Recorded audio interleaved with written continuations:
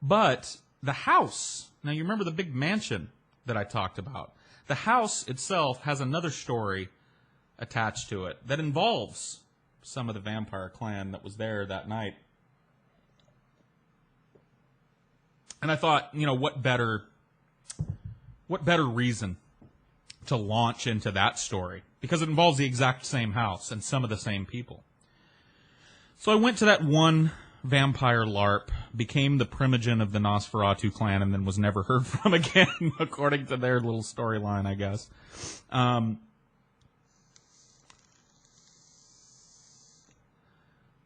about a year later, a friend of mine from school, who had graduated before me, I was probably 16 or 17 at this point, so she was already graduated from high school and in college. She was 19 or 20. She called me up one day and invited me to this party. And she was like, yeah, it's in this really nice house, and it's going to be great. There's going to be a lot of really cool people there, and I really think you'd like them. You want to come? And I was like, cool, yeah, sure. Because at this point I could drive myself. So I was like, this will be awesome. I'll go and check this party out. So I get the address from her, and I'm looking at this address, and I'm like, man, this seems really familiar to me. So I kind of find the place, and I'm like, holy shit, it's the vampire house. So it's like, I don't know, 8:30, 9 at night when I show up to this thing. Excuse me. Got a little bit of a drippy nose here. Anyway, it's about 8:30, 9 at night when I show up to this thing, and I'm like, it's the fucking vampire. I've been in this house before. And so initially I was a little like, does anybody is there going to be vampires in there that are angry at me because I stopped playing their game? But I decided, I'm going to go in and check it out anyway. So I'm walking up the long, kind of windy driveway up to the big giant front double doors, and sitting on the grass off to the side of this little, walking path up to the front door was my friend Kevin, who was also friends with the girl who had invited me, and friends with me. And he's sitting kind of on a rock, on one of those decorative kind of, landscaping rocks off to the side of this path. And he's smoking a joint with his head down. He's like, just really like doesn't look happy. And so I walked up to him and I was like, what's up, Kev? And he goes, Paul, seriously, you don't want to go in there. And I was like, I've been here before. I came with Mike and we vampire LARPed here. And he was like, yeah, you just don't want to go in there. And I was like, why? He goes, I don't even want to talk about it. He's like, let's leave right now. Sit down here with me, help me finish this joint, and let's leave. And we'll go fucking hang out at your house or something. Like, this is lame. You don't want to be here. I was like, dude, I'm going to go check it out. I came this way and I was invited, so I at least want to go say hi to the lady that invited me. It would be rude, would it not, for me to just smoke a joint with you and leave.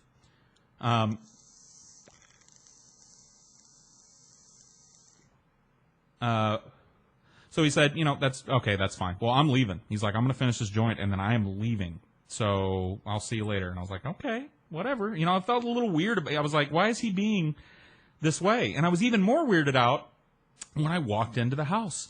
Soon as I walked into the house, it was like somebody spotted me, somebody I didn't know. And they were like, hey, who do you know? And I told them the name of the girl that had invited me, and they were like, "Oh my God, you're friends with her? Oh, come on in, man. Let me."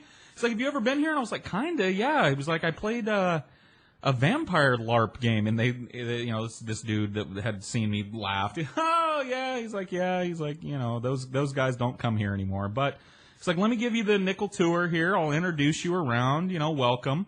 So he takes me upstairs, because right, by the front door, there's a big banister of stairs leading up to the second story. So he takes me up there, and he shows me around, bathrooms, and there's rooms up here, and introduces me to a few people. And everybody he introduces me to is incredibly fucking nice. Like, super nice. And they're all like, oh, man, yeah, welcome, yeah, blah, blah, blah, blah. You want some weed? I was like, not right now, but maybe later. Oh, yeah, man, fucking just come get me. We'll smoke you out. I was like, great.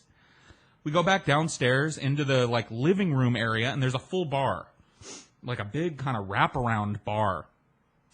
And he kind of takes me around. There's a dude, sitting on one of the big couches playing guitar, and there's some people sitting around him. They're all singing and having a good time, and he introduces me around. And he takes me up to the bar, and he introduces me. There's this lady, running the bar. Very attractive, very, very physically fit black lady. And he goes, "This is Buffy."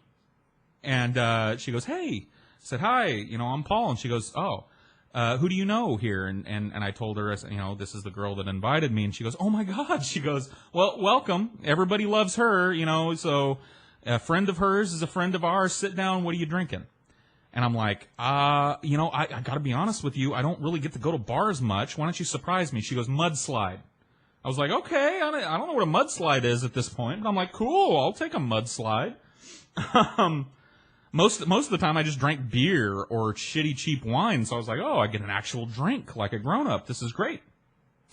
She makes me a mudslide, which is, like a frozen, blended kind of chocolatey Kahlua beverage. And I'm sipping, I drink that. And to this day, it's the best mudslide I've ever had in my entire life.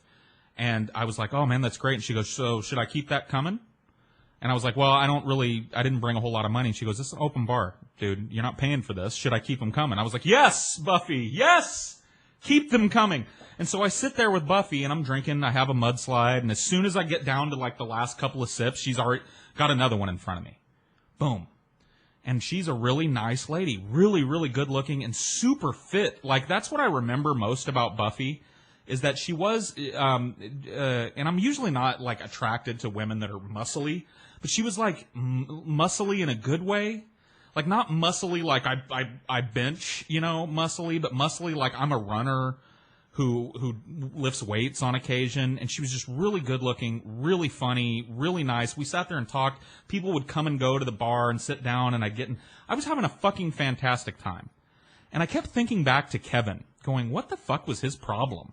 These are the nicest people I've ever met. I want to live here with all these fucking people. They're great. So at some point, I've got a mudslide in front of me again, and I tell Buffy, I say, I need to smoke. Where's a good place? She goes, "Step right out on the back porch. There's tons of people out there. There's a spa. So if you brought a bathing suit, or we can go find you a bathing suit, or I can find somebody who has one for you. But there's a spa out there. There's a pool that's heated. There's a whole, area for smoking." I was like, cool. So I went out on this back porch, and sure enough, jacuzzi filled with people.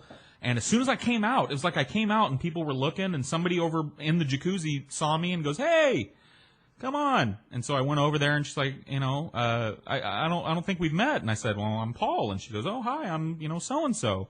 Who do you know?" And I told him once again, everybody in the spa once again goes, "Oh, yeah, her.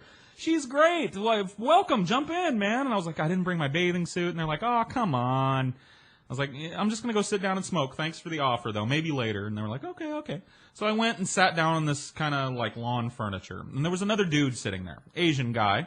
And he had a mid to late 90s style laptop. And if you've ever seen one of those, more of a portable word processor than a laptop that you and I, but it was a rare thing to see for me in those days. Typically people didn't have them. And so he's sitting there with this laptop, and he's kind of typing away on it, and he's smoking. And I sit down there with him, and we strike up a conversation, and I smoke a cigarette or two, and then he's like, "Dude, do you smoke?" And I obviously he knew I smoked cigarettes, so I knew what he was talking about. I was like, "Yeah." He goes, "Well, let me, go ahead and light this." And he hands me this joint from his pocket, so I spark it up, and we're passing that back and forth. And I noticed at some point, that he one hand, he would use one hand to smoke. He'd pass the joint to me, and then he'd kind of tap around on that laptop a little bit with this one hand. The other hand was in his lap below the table. And no, it's not what you were thinking. Although I did find it a little weird that, he only used one hand to do all his stuff. He gesticulated with this one hand. He smoked with it. He typed, one-handed. So I sat there and I got really stoned, and I'm really buzzed from all the mudslides that Buffy had poured down my throat. So I'm in it for the long haul at this point.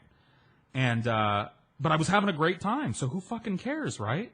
So I'm sitting there with this Asian guy, and I'm about ready to walk back inside and go sit back down at the bar, when all of a sudden the entire tone of the party changed.